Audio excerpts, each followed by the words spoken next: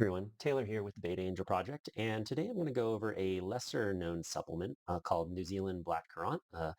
I was particularly interested in this when some studies came out in 2019, 2020 from some climbing researchers, and at the time it seemed like, they just one came out after another. Obviously, they were kind of interested in this, so I was kind of curious about why. What could this do for climbing essentially? And so if you see on the slide here, it says taking the black currant may support improved finger flexor oxygenation, possibly recovery and use of oxygen in the working muscle. However, evidence and performance is mixed. At the time, very soon after the first climbing research paper came out, there was a systematic review and meta-analysis called The Effect of New Zealand Black Currant on Sport Performance and Related Biomarkers, a systematic review and meta-analysis by Brock Hui et al. And this was around 2020. Journal information is there, and we'll provide a link in YouTube. And so what they essentially saw was results. They looked at 16 studies, but in nine, so not a lot of research. There was an improvement in sport performance when supplementing with black currant, and so we'll go over like how much that improvement performance was. But this seemed to, be why individuals in climbing were interested in this because they were starting to see performance improvements in other sports. So, what did it show within climbing? Well, let's back off just a second. So the proposed mechanisms and the systematic review and meta-analysis they didn't feel like the evidence was good enough regarding the mechanisms, but they thought that it might have to do with an improvement in oxygen delivery to the muscle via nitric oxide release. And this is essentially a vasodilator that basically opens up the blood vessels, improved blood flow kinetics. So there's a reduction in friction within blood vessels, and then better contract relax cycle. And this refers to a reduction or they think it might have to do with a reduction in unstable oxygen molecules, something called reactive oxygen species, that impair the sodium potassium pump and electrical gradient. And what that essentially means is that it helps maintain the charge needed for muscles to contract and relax.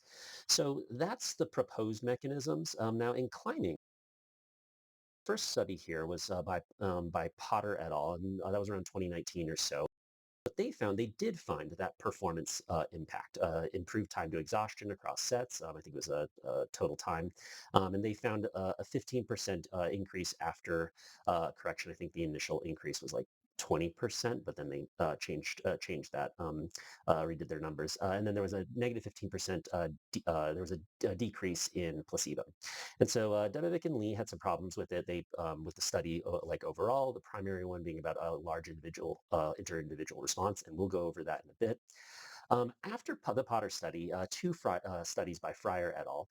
Came out, one on intermediate climbers and one on advanced and elite climbers, and they both basically found the same thing. The first thing they found is that there was no performance improvement, so no difference in terms of time to exhaustion or time to, basically coming off the wall, failing. Um, the second thing that they found was that they actually did look into the working muscle using near-infrared spectroscopy, which is essentially a way of using light to see how oxygenated the muscle is. And what they found was that oxidative capacity was essentially higher. So basically, the idea that they could, and they measured this through how fast oxygenation reoccurred.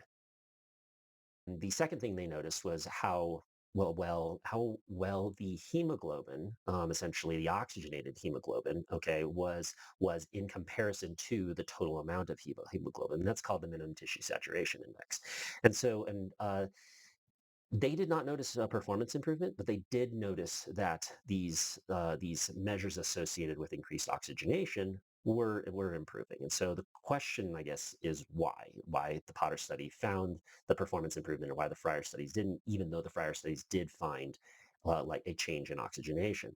And the two studies were slightly different. Potter basically was a tread wall, like a whole body tread wall test. So they were climbing, and the Fryer studies were not. They were just almost like repeaters. So if you just hang, relax, hang, relax, hang, relax. And so there's a difference there, the whole body working versus just the local musculature working.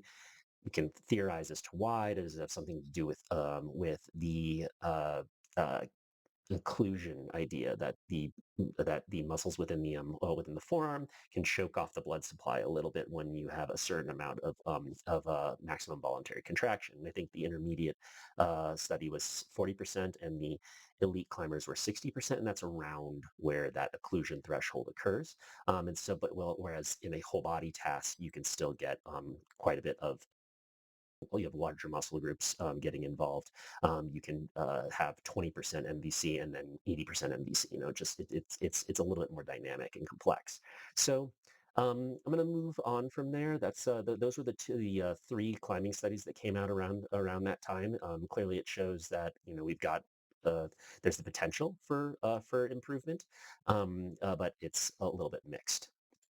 Uh, some non-climbing research, individual response. We remember the Debevec and Lee comment. So this was a study, and I'll show this in just a moment, where we saw mean total running distance and high intensity distance increase by about 8% respectively, and then but when you remove the non-responders, increases doubles. And so the question is like is why? Well, why they do this? Sometimes we want to see what individual response is like. And if you haven't yet, I encourage you to go look at episode 1, where I talk a lot about individual response, and we go over some really cool graphs. And we're going to do that again.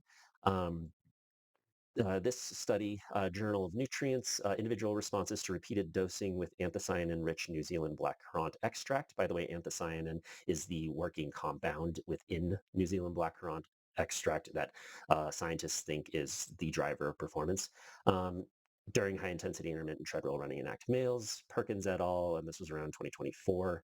And again, I'll have a link to this in my YouTube page. And so I'm going to scroll down to one of my favorite graphs. Love this thing. Um, where basically they had these runners take New Zealand blackcurrant twice, and then also took placebo twice, and then they saw, hey, are these athletes responding both times?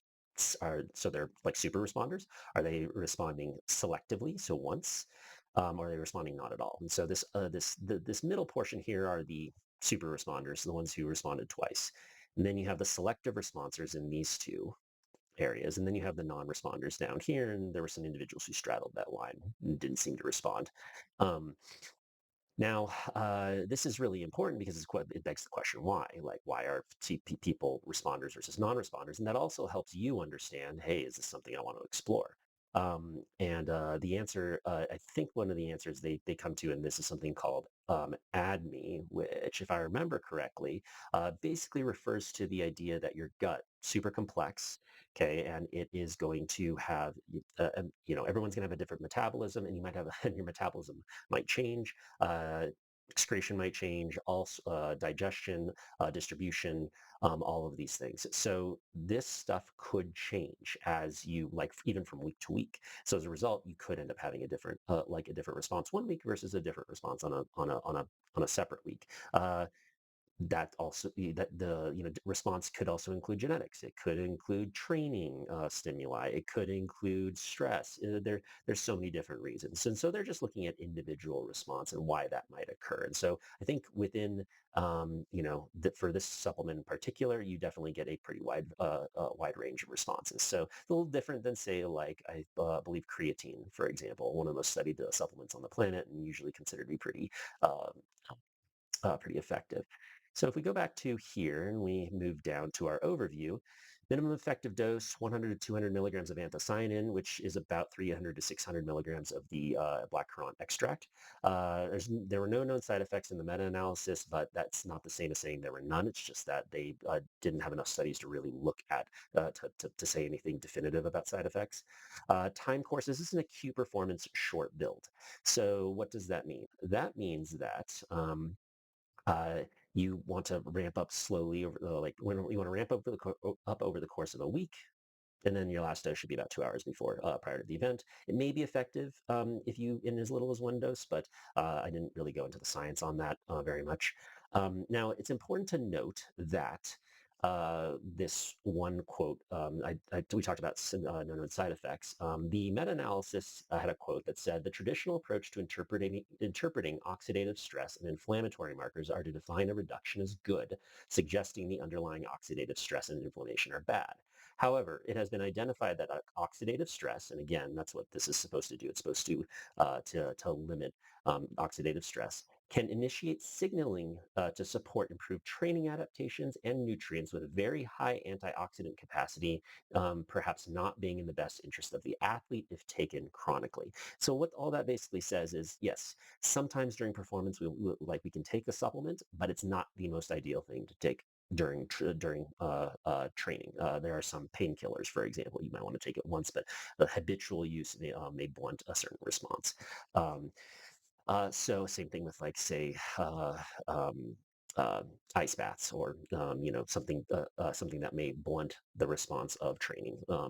Uh, so the effect size here was small, but the authors noted it was about the same as caffeine. We all know what caffeine can do for us, but we also know that different people respond to caffeine differently.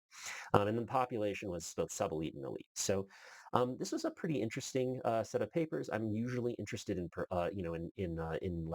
in anything that can kind of like support performance. Even the authors themselves say, hey, a 1% the authors of the meta-analysis say a 1% increase in performance can be the difference, not even making finals. So this could be of assistance. I'm not recommending it. I just wanted to kind of point out this series of interesting papers and let you make a call as to whether or not this is important for you. Leave a comment on whether or not you've ever taken this. Would love to hear back on that, and like and subscribe.